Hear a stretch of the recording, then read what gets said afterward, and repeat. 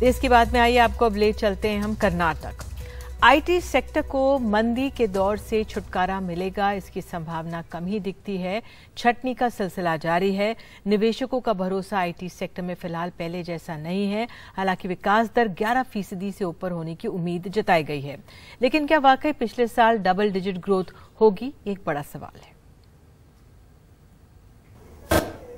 Europe और America के बाजार में आई मंदी का सीधा असर देश की आईटी सेक्टर पर देखने को मिल रहा है, जहां 50 लाख के आसपास लोगों को रोजगार मिलता है।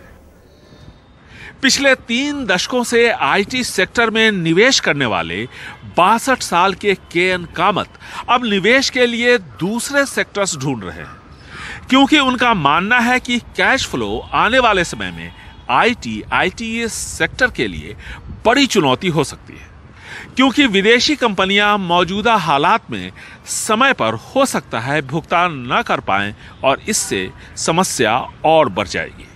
आईटी सेक्टर जो है it very much depends on Europe and US. These are the 2 big customer base for them.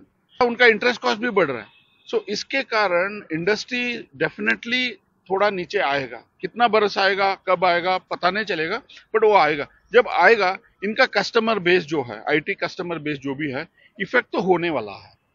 America का फेडरल बैंक 4.5% से 4.75% ब्याज वसूल रहा है, जो 15 सालों में सबसे ज्यादा है, और ब्याज दर और बढ़ने की संभावना जताई जा रही है। ऐसे में मैन्युफैक्चरिंग सेक्टर का प्रभावित होना तय है। बेंगलुरु के जाने माने स्टॉक ब्रोकर कुमार जागीरदार भी आईटी सेक्टर के बाजार में परफॉर्मेंस से खुश नहीं है। 2022-2023 का जो स्टॉक मार्केट में कंडीशन जो है, ये नेगेटिव रिटर्न्स दिया है आपका IT industry. So, as far as the quarter to quarter working results may be good, but still people confidence level बहुत खराब है। तो मेरे को लगता है कि इमीडिएट का भी चांसेस नहीं है ऊपर जाने का, एंड पब्लिक का इंटरेस्ट भी कम हो रहा है।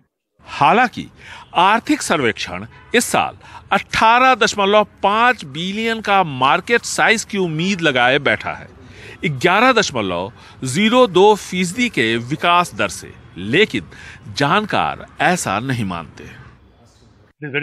मौजूद हालत में यह कहना मुश्किल है कि क्या होगा, लेकिन इतना तय है कि जल्दी हमें आईटी सेक्टर में डबल डिजिट ग्रोथ देखने को नहीं मिलेगी।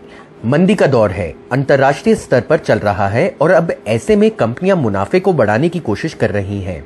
जाहिर है कि कॉस्ट कटिंग का जो पहला असर होता है, इसके लिए वो एम्प्लॉइज पर होता है, और इसीलिए हम देखते हैं कि बड़े पैमाने पर हो रहा है, जो अभी आगे भी जारी रहेगा। कुल मिलाकर आईटी सेक्टर के लिए संकेत अच्छे नहीं हैं, एम्प्लॉइज और एम्प्लॉयर्स दोनों के लिए। जब तक अमेरिका और यूरोप के बाजार में गति नहीं आएगी, तब तक देश के आईटी सेक्टर के लिए भी चुनौती बनी रहेगी। बेंगलुरु से कैमरामैन गोविंद मूर्ति के साथ निहाल खिदवई, एनडीटीवी इंडिया।